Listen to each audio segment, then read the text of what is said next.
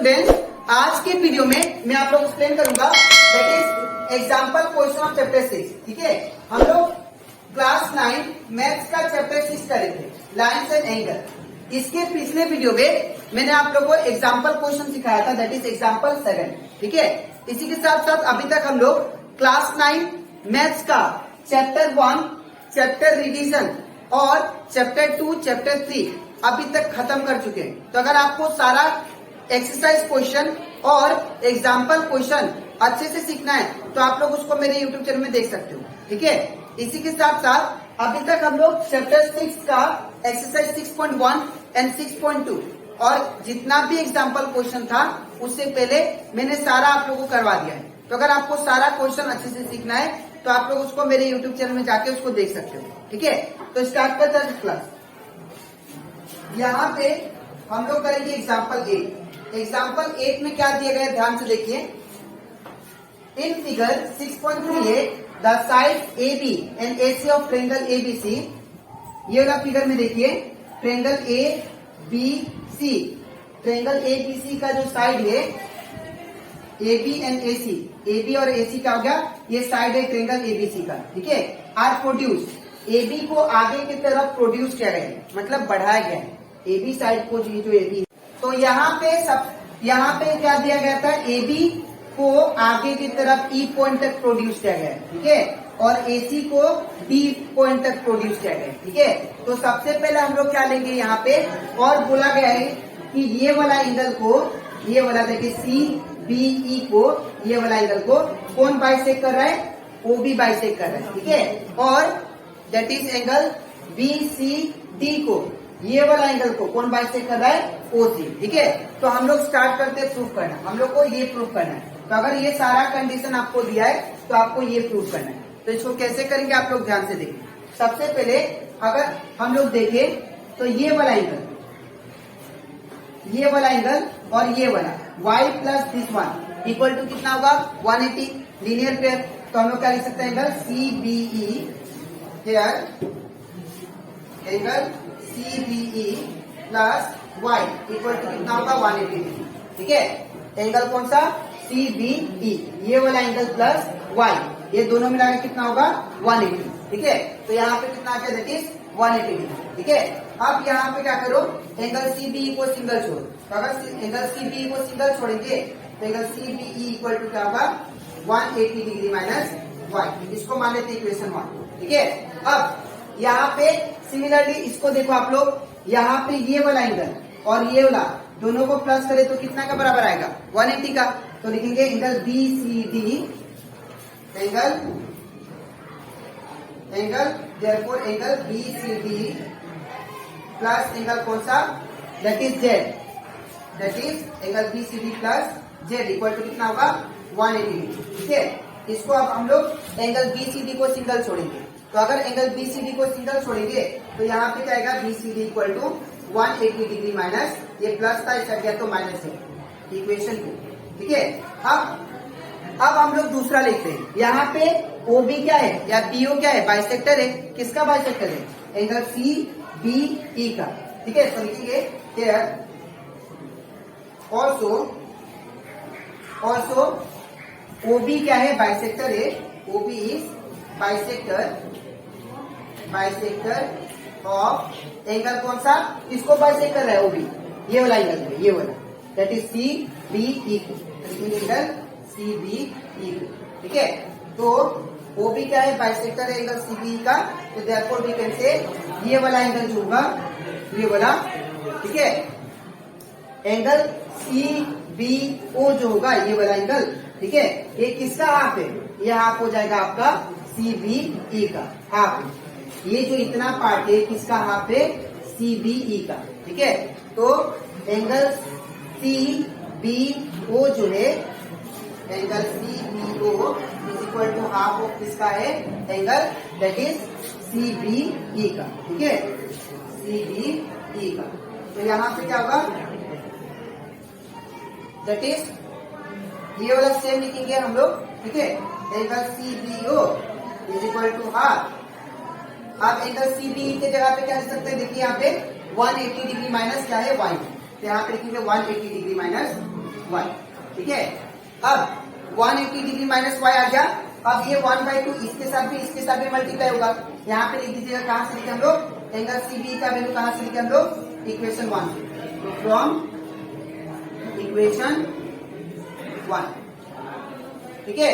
इसके बाद ये जो हाफ है दोनों का साथ मल्टीप्लाई कीजिए।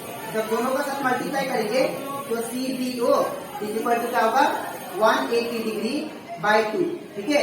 माइनस ये हाफ इसके साथ भी होगा तो y इंटू 1, y और नीचे 2 कर दिया, ठीक है। तो हमारा रिजल्ट कितना आएगा, angle CBO is equal to, ये इसको 180 डिवाइड बाई 2 करेंगे तो कितना आएगा, ये 90, ठीक है। तो ये कितना आ जाएगा, 90 डिग्री माइनस y/2, ठीक है। तो ये आ जाए आपका एंगल CBO का वैल्यू, ठीक है। तो इसको मान लेंगे हम लोग इक्वेशन 3, ठीक है। अब सिमिलरली वी कैन से, अगर ये इतना जो एंगल है ये हाफ है, ये पूरा एंगल का, इन द सेम वे यहाँ पे OC क्या है, बाइसेक्टर है किसका, दैट इज BCD एंगल का, ये पूरा का, ठीक है। तो लिखेंगे हियर या सिमिलरली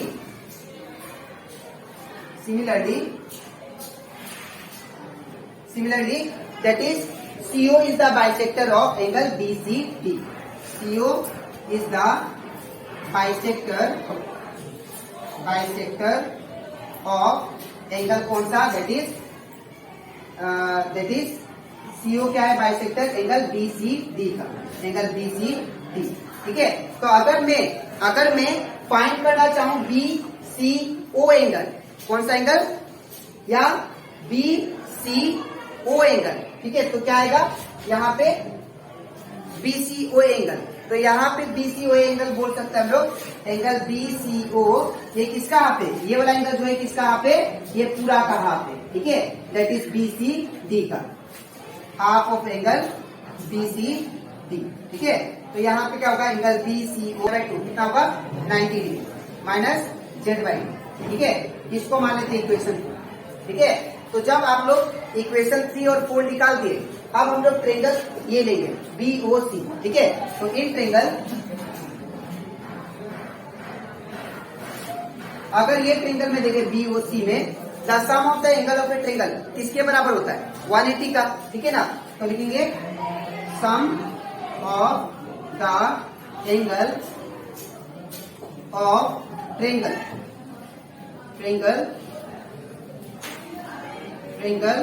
इज 180 डिग्री, ठीक है। मतलब तीनों एंगल को प्लस करे तो किसके बराबर आता है, 180 का।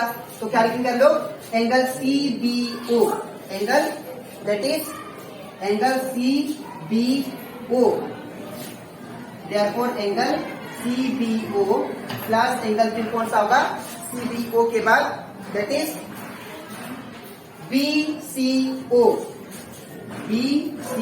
याद रखिएगा, जहां पे एंगल बनेगा उसको ओ लेटर को आपको बीच में रखना है। तो यहाँ पे एंगल बना तो इसलिए CBO लिखा, पहला एंगल। यहाँ पे एंगल बन रहा है तो इसको लेंगे बीच में, BCO। अब यहाँ पे एंगल बनेगा तो इसको बीच में लेना, तो क्या होगा, BO दैट इज C, ठीक है। तो angle plus angle BOC equal to कितना होगा, 180 के बराबर, ठीक है।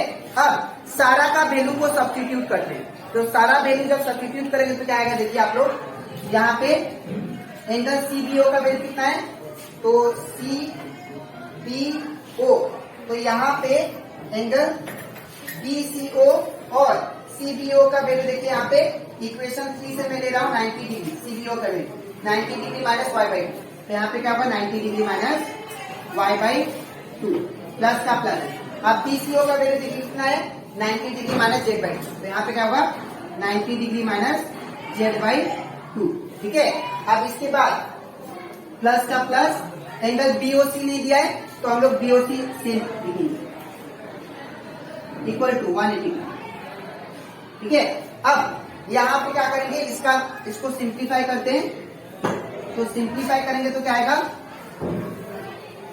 और एक बात यहाँ पे आप लोग लिख देना कि ये जो दोनों वैल्यू है ये कहां से पुट किया हम लोग, फ्रॉम इक्वेशन 3 एंड 4। यहाँ पे लिख देना आप लोग फ्रॉम इक्वेशन 3 एंड 4, ठीक है। इसके बाद इसके बाद हम लोग क्या करेंगे, इसके बाद वैल्यू को सब्स्टिट्यूट करते हैं। अब ये 90 प्लस 90 ये कितना होगा, दैट इज 180। ठीक है, और यहाँ पे minus Y by Z minus Z by two, sorry minus Y by two minus Z by two बचेगा। तो माइनस वाई बाई टू फिर माइनस जेड बाई टू बचा। ठीक है, plus angle B O that is C equal to कितना 180 degree. ठीक है, अब इसके बाद यहाँ पे अगर देखो ये 180 डिग्री ये 180 डिग्री कैंसिल हो जाएगा। ठीक है, बिकॉज इसको अगर आप लोग उस साइड लेके जाते हो तो ये प्लस था, इस तरह से माइनस ही होगा, तो ये दोनों कैंसिल हो गया। तो क्या बचा, दैट इज इसको आप इन दोनों को मैं उस साइड भेजता हूँ, तो इधर क्या बचेगा, angle B O C is equal to, ये माइनस था इस साइड गया तो क्या हुआ प्लस, अब ये माइनस था इस साइड गया तो क्या हुआ प्लस जेड बाई।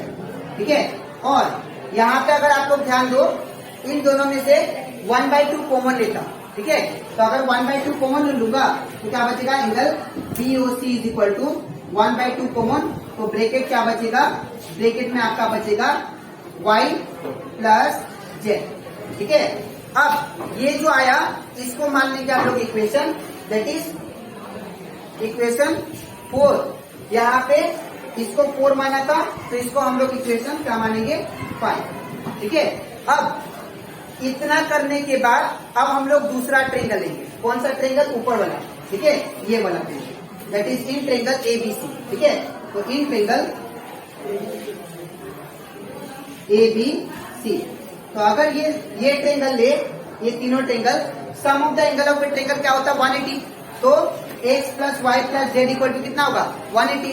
तो यहाँ पे क्या लिखेंगे, लिख लेते हैं sum of the angle of triangle is 180 degree.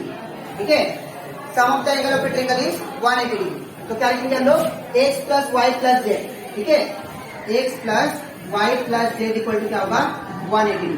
ठीक है, अब अगर आप लोग ध्यान दो यहाँ पे x एंगल जो है वो कौन सा है, दैट इज बी ए सी है ना, कौन सा एंगल है बी ए सी है, तो यहाँ पे x की जगह पे क्या पुट करेंगे, एंगल बी ए सी। ठीक है, प्लस अब y प्लस जेड ये क्या होगा, y प्लस जेड हम लोग क्या करेंगे सेम रखेंगे। ठीक है, ये वाला सेम रखेंगे, या यहाँ पे सबसे पहले हम लोग y प्लस जेड को सिंगल छोड़ते हैं, तो जब y प्लस जेड को सिंगल छोड़ेंगे तो यहाँ पे क्या होगा y plus Z equal to 180 degree, ये प्लस था इस गया तो माइनस है। ठीक है, अब y प्लस जेड का जो वैल्यू आया ये वाला y प्लस जेड, इसको हम लोग नेक्स्ट इक्वेशन इसको पुट करते हैं हम लोग इक्वेशन दैट इज ये वाला इक्वेशन 5 में। ठीक है, तो यहाँ पे मुझे स्पेस चाहिए तो यहाँ पे इसको ड्रॉप कर देता हूँ और उसके बाद ठीक है, तो यहाँ पे तो पुटिंग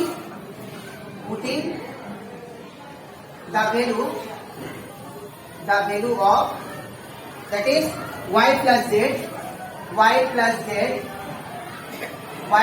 इक्वल टू कितना 180 डिग्री माइनस x, इसमें इन इक्वेशन दैट इज 5 में, इन इक्वेशन 5 में। ठीक है, तो यहाँ पे इक्वेशन 5 में मैं पुट करता हूँ, तो इक्वेशन 5 क्या है, तो यहाँ पे इक्वेशन 5 में पुट करना है, तो इक्वेशन 5 क्या है हम लोग का, इक्वेशन 5 ये वाला angle B O C is equal to half of y plus Z.